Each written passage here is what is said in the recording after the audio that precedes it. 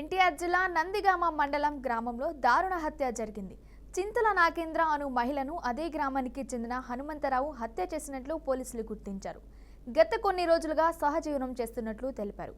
ఇద్దరు మధ్య వాగ్వాదం జరగటంతో నాగేంద్ర గొంతు నులిమి హత్య చేసినట్లు విచారణలో తేలిందని పేర్కొన్నారు.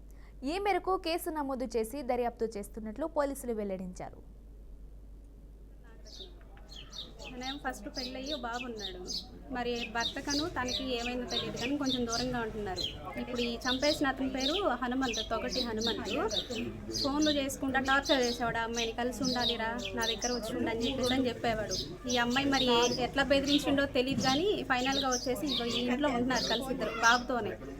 ఆ బాబు వీళ్ళు ఫస్ట్ ఆ అమ్మాయికి ఉన్న బాబు ఉన్నాడు కదా, తనని కూడా సరిగా చూసుకునేవాడు కదా ఆయన.